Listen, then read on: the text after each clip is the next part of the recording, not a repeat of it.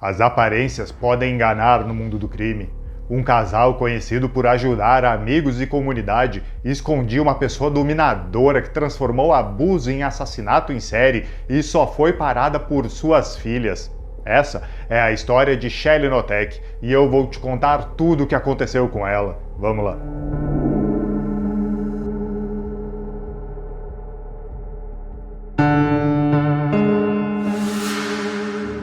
Shelly Knotek parecia levar uma vida tranquila. Ela tinha um marido que a apoiava e estava criando suas 3 filhas em uma casa na zona rural de Raymond, Washington.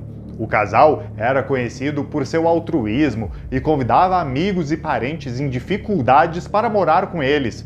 Mas pouco a pouco esses convidados começaram a desaparecer. A primeira pessoa a desaparecer sob os cuidados de Shelly Knotek foi uma velha amiga, Cat Loreno. Eles viveram juntos na casa de Knotek durante 5 anos, antes de ela desaparecer em 94. Knotek garantia que Loreno simplesmente havia começado uma nova vida em outro lugar, mas ela também disse isso quando 2 outras pessoas também desapareceram da sua casa. Mas antes de falarmos desses desaparecimentos, se inscreve aqui no canal e liga as notificações. Assim você não perde nenhum conteúdo de lendas e teorias de terror, além de casos de true crime todas as semanas.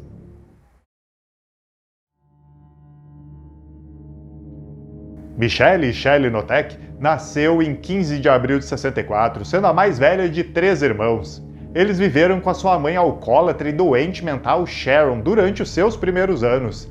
Junto com a sua propensão ao álcool, Sharon se envolveu em um estilo de vida perigoso, com alguns familiares acreditando que ela poderia ter sido uma prostituta. A casa estava longe de ser estável, mas então, quando Shelly tinha 6 anos, a mãe aparentemente os abandonou e os filhos foram morar com seu pai, Les Watson, e a sua nova esposa, Laura Stallings.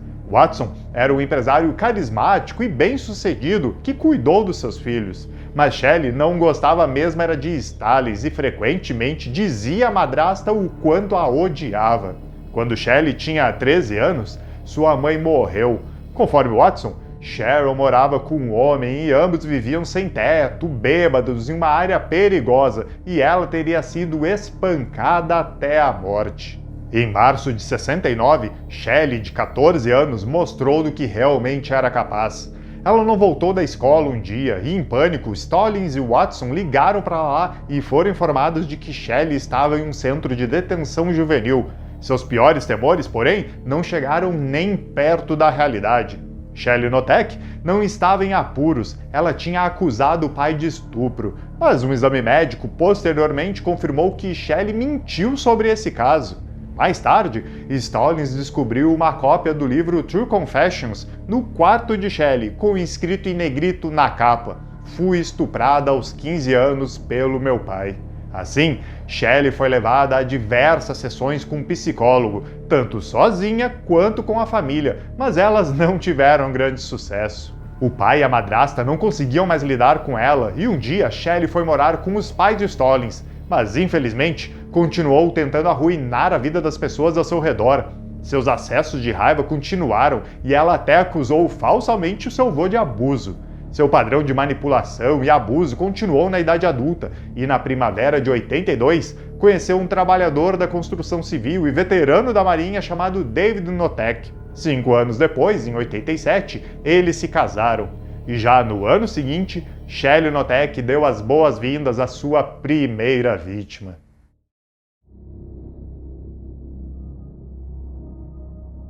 A primeira vítima de Shelly Knotek foi o seu sobrinho de 13 anos, Shane Watson, em 88. O pai de Shane, membro de uma gangue de motoqueiros, estava na prisão. A sua mãe estava desamparada e era incapaz de cuidar dele. Shelly começou a torturar Watson quase imediatamente. Ela apelidou esse estilo de repreendê-lo de chafurdar. Chafurdar envolvia ordenar o menino e as filhas também que ficassem nus no lado de fora, no frio, enquanto ela jogava água neles. Shelly teve prazer adicional em humilhar suas filhas mais velhas, Nick e Sammy, ordenando-lhes que lhe entregassem um punhado de pelos pubianos. A chafurdação de Shane também incluía frequentemente ficar enjaulado em um canil.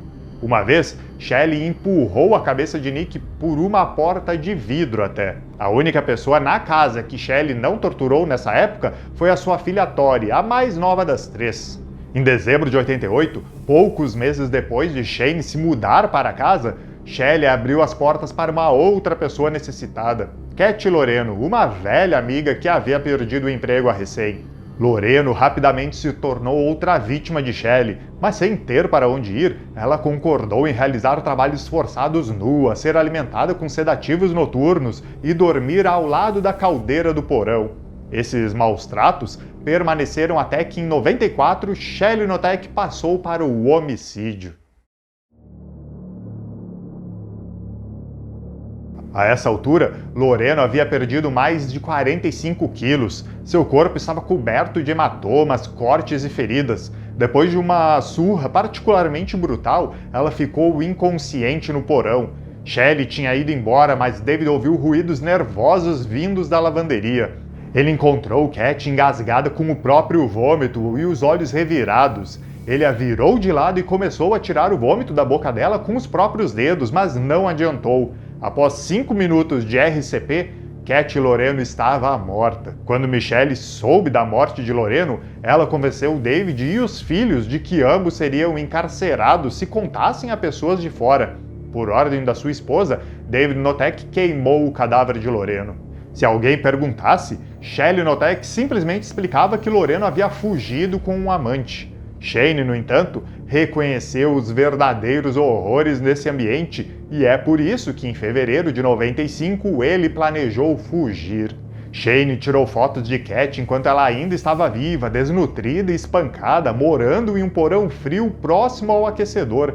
Ele mostrou as fotos a Nick, filha de Shelley, e contou o seu plano. Ele iria mostrá-las à polícia. Mas Nick, com medo do que poderia acontecer, contou à mãe sobre as fotos. Em retaliação, Shelley ordenou que David atirasse em Shane, e ele obedeceu. Assim como Loreno, o casal queimou o corpo de Shane em seu quintal e espalhou suas cinzas na água. Antes que a justiça os encontrasse, os Noteks fizeram mais uma vítima, Ron Woodworth, amigo de Shelley Notek que se mudou para lá em 99.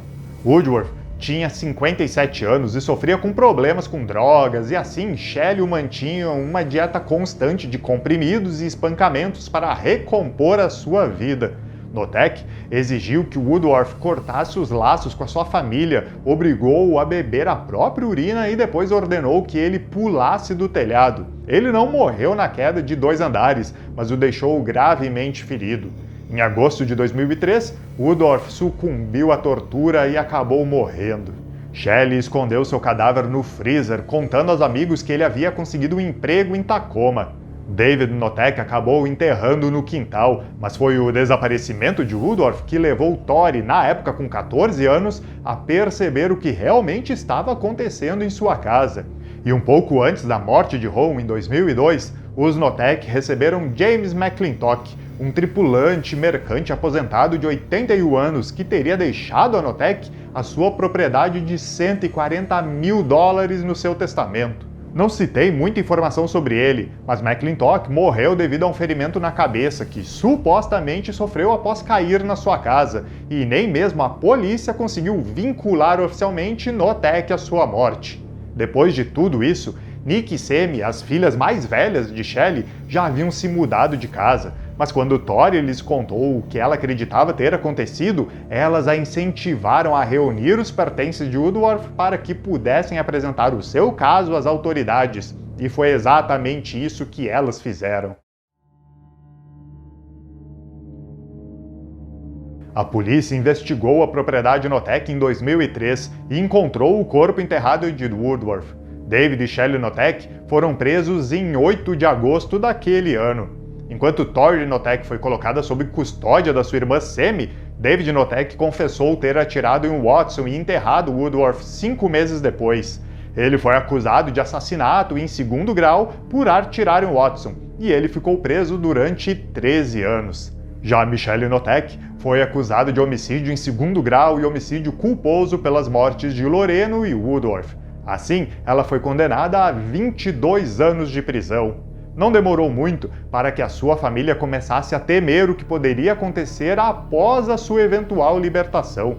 Em 2018, David Notek recebeu liberdade condicional e procurou as suas filhas para pedir perdão. Sam e Tori declararam publicamente que, apesar de tudo, perdoam o pai, a quem consideram apenas mais uma das vítimas do controle de Michelle Notek. Nick, porém, não aceitou as desculpas do pai. Para ela, o abuso foi inesquecível e imperdoável. Shelley Notek, apesar de ter sido condenada a 22 anos, ficou presa durante 18, sendo libertada do Centro Correcional para Mulheres de Washington em 8 de novembro de 2022, aos 68 anos. Se você quiser se aprofundar mais sobre esse caso, conheça o livro If You Tell, A True Story of Murder, Family Secrets and the Unbreakable Bond of Sisterhood, do jornalista do New York Times, James Greg Olsen. O link do livro está aqui na descrição do vídeo. E aí, você conhecia o caso de Shelley Notek? E o que achou da pena dela e o fato dela estar livre hoje em dia? E se você gosta de suspense e terror, conheça as minhas histórias publicadas na Amazon. Todas estão disponíveis gratuitamente para assinantes do Kindle Unlimited. E se você quiser ver mais vídeos de True Crime, conheça um dos assassinatos mais famosos dos Estados Unidos, o Massacre do McDonald's. É só acessar ele aqui do lado e ver o que James Hubert em San Isidro fez em 84. Um ótimo terror para ti e até o próximo caso. Até mais!